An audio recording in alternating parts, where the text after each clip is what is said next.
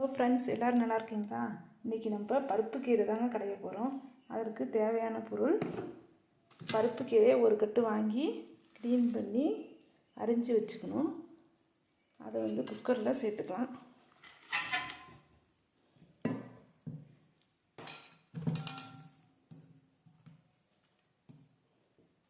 அது கூட தக்காளி, பூண்டு, பச்சை மிளகாய் அதையும் இதில் சேர்த்துடலாம்.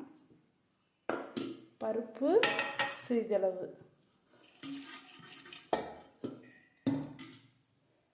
அது கூட அரை டீஸ்பூன் சால்ட் உப்பு,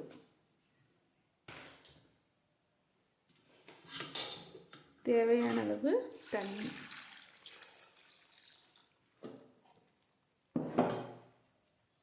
அவ்வளோதான் ஃப்ரெண்ட்ஸ்.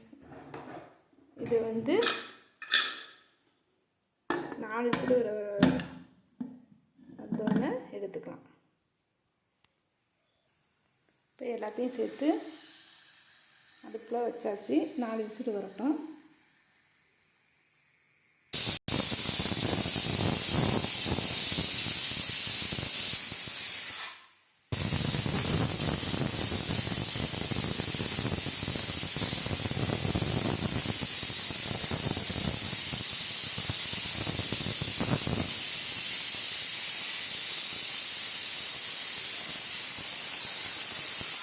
இப்போ 4 விசில் வந்துருச்சு. இந்த விசில் அடங்கினோன்னே ஓப்பன் பண்ணிக்கலாம்.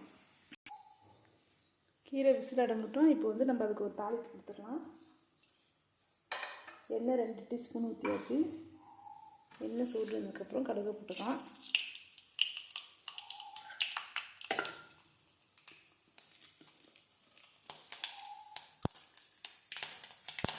கடுகு பொரிஞ்சதும் நம்ம எடுத்து வச்சுருக்க வரமிளகாயும் இது கூட சேர்த்துக்கலாம்.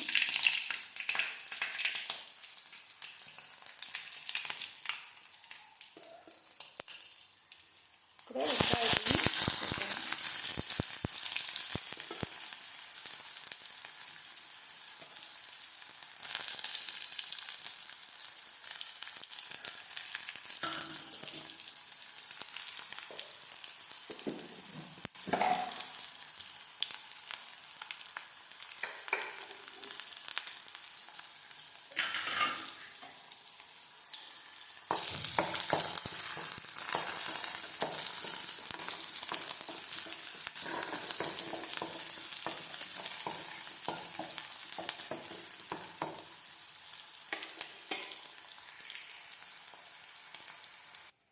கீரை வதங்கிருச்சு.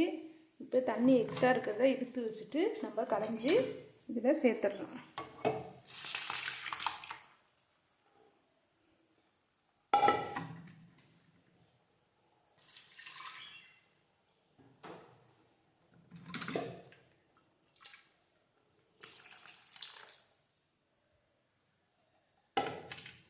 ஒரு 5 நிமிஷம் வெங்காயம் தாளிச்சதோடு இது நல்லா கொதிக்கட்டும்.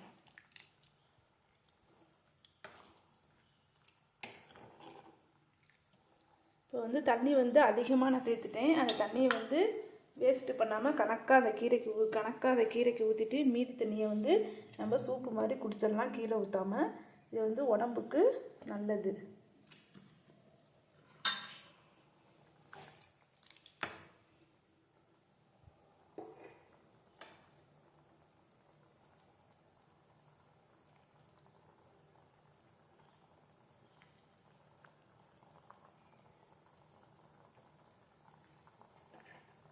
இப்போ கொதி வந்துடுச்சு நல்லா.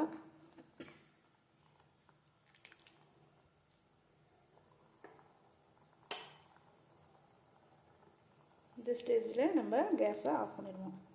அவ்வளோதான். இந்த வீடியோ உங்களுக்கு பிடிச்சிருந்தா லைக் பண்ணுங்கள், ஷேர் பண்ணுங்கள், சப்ஸ்கிரைப் பண்ணுங்கள்.